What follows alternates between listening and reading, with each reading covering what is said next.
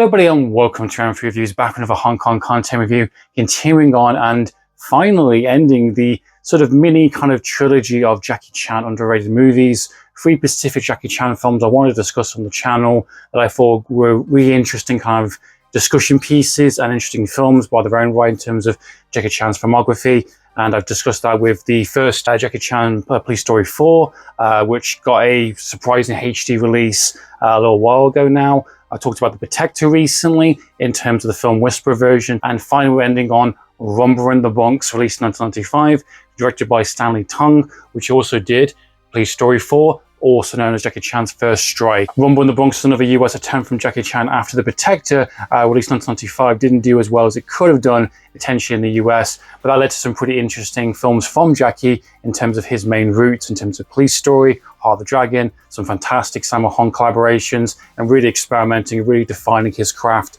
and doing some directing films alongside, and all building up to another attempt with Rumble in the Bronx, released in 1995, which will be interesting because this is a collaboration with Warner Brothers, which would also do Police Story 4, or Jackie Chan's First Strike, with the same director, Stanley Tong, 1 year after, and then later would do Mr. Nice Guy, which, if I'm not mistaken, was released in 1996. So another film during that kind of Warner Brothers collaboration kind of times, obviously leading up to, of course, Rush Hour, part of New Line Cinema. So really big time for Jackie and really kind of making that big push. It's interesting him talking about some of these films and projects, especially with Rush Hour, with the recent release of Karate Kid Legends, where he's kind of doing a massive kind of UK tour in London and done loads of kind of interviews and kind of insightful kind of in memorabilia discussion points within his kind of career and franchises throughout the decades, which I think has been really interesting. And much like The Protector, we're talking about the film Whisperer cut, being the fact there is the US standard version, which has always been available for quite some time, always been broadcasted on Channel 5, it's been on DVD, it's been on Blu-ray.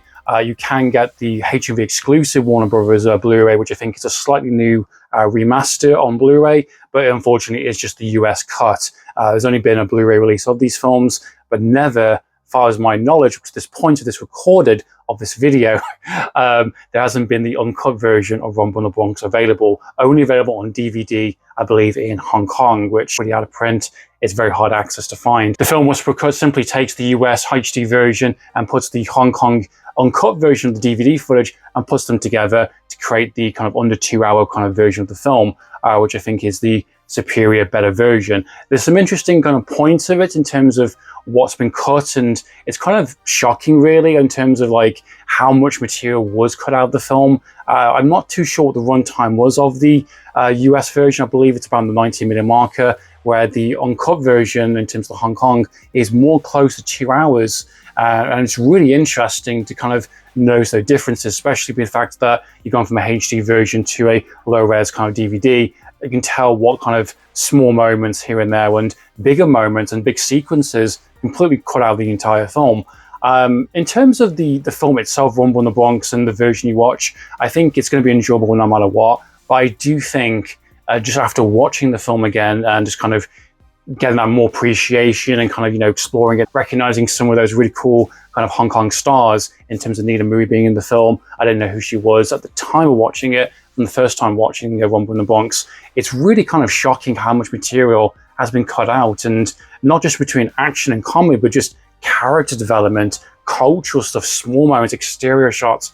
And that's essentially what the uncut version is. It's just a lot more character-driven material just removed out of the film. The opening of the film with Jackie and Uncle from the Police Story movies in the cab, almost that's been trimmed down to a very bare minimum kind of conversation, where there's a lot more of an expansion there in terms of, you know, in terms of Uncle Bill's kind of business within the Bronx, and he wants to try and sell up to Anita Mui's character, and you get a bit more of a back and forth in terms of their relationship, who he is. He's a cop in Hong Kong, and what happened to his dad being attacked. His dad got killed by a bullet within the Bronx kind of thing in the US, being the fact they both set the business together, and he's come to basically to Hong Kong to help Uncle kind of, you know, help out a little bit in terms of, you know, the business and help make that sale and just kind of assist with the transition, then go back to Hong Kong. And there's a lot of material here that's just completely removed in terms of that character moments. Even the wedding sequence of Uncle Bill's kind of wedding is just kind of, again, stripped down to the bare minimum.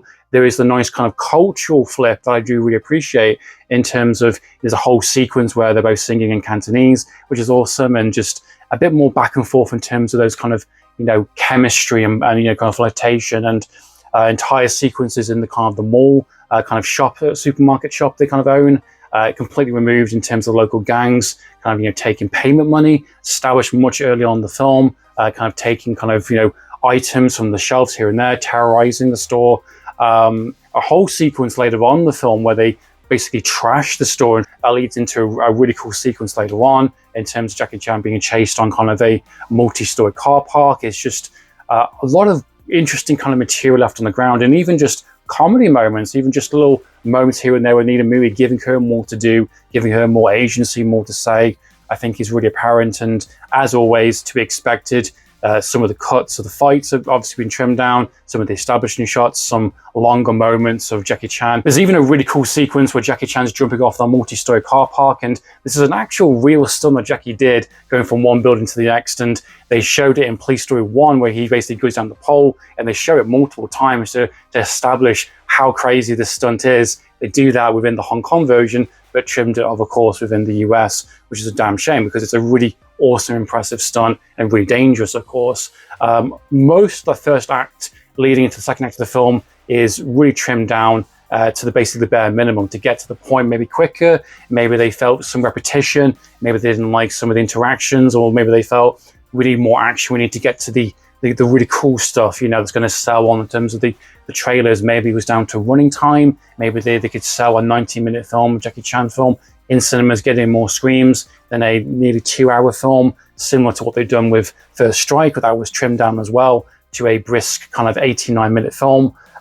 Just really shocking kind of decisions and just real basic stuff just kind of removed from the film. And this film, Whisper Cut, restores it back together. And one of the interesting things about Rumble in the Bronx, and especially with the uncut Hong Kong version, which I think they've definitely toned down within the US version, is how dark the film is. I'm referring definitely to the bottle sequence that Jackie takes and inflicts, you know, from this gang violence that happens in the film.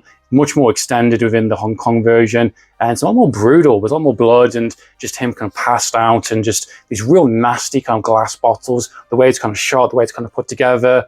It's really brutal, it's really nasty, and it's something that's really pushing and highlighting one of the big themes of the film in terms of this idea of it doesn't matter in terms of your status as a Hong Kong kind of, you know, martial arts expert. A bullet is a bullet, and, you know, his dad died by a bullet, you know, during a kind of a street mugging, essentially, which is why kind of Uncle Bill wants to kind of sell up shop. He's being terrorized by these local gangs, and graffiti's been happening. It's a real enough of a neighborhood, and wants to do a quick sale to Anita Movie, get out of town, and enjoy his retirement. And Jackie comes into this very naively, into this kind of cultural, you know, different kind of world, essentially, with organized gang violence, with biker gangs, and kind of, I think it's really important to have the full uncut version of that scene, because it really highlights how powerless Jackie Chan's character is, or anyone could be. It doesn't matter how good your martial arts skills are. It doesn't matter how much you can kick some ass. Jackie Chan's kind of viewpoint in terms of what's happening with the store and trying to help Anita Movie's character, and she's constantly getting screwed over and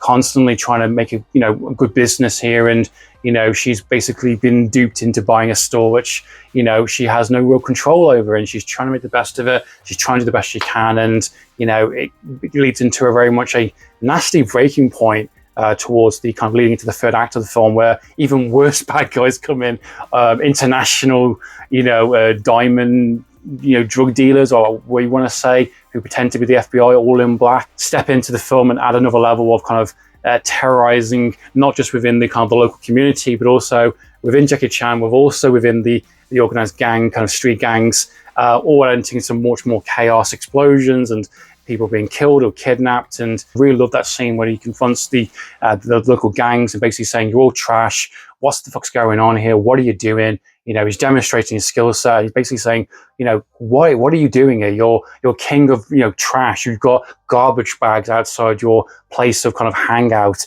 What is going on here? And it's interesting, the film does shift within a more traditional kind of, more wonkier kind of, you know, Hong Kong you know, Jackie Chan kind of vehicle movie, where I think the first kind of portion of the film is very much a statement, a very much a kind of darker kind of themed movie about desperation, people in positions, and you know, the lines are very morally grey. Even one of the characters that Jackie gets to know in terms of a disabled young man, and basically his sister is, you know, works for and goes out during those kind of like, you know, raids with the local organized gangs, and you know, she's in a very bad position. She's also an exotic dancer at night, you know, and they have a bit of an intertwined kind of relationship between Jackie and her, and that leads to some kind of very questionable kind of scenes later on, where he keeps on saying throughout the film he has a girlfriend back Hong Kong, and he doesn't mind kissing her, doesn't mind, you know, at least tasting the goods, I would say. But I don't think it goes too far than that. I think he does get a little bit tempted, and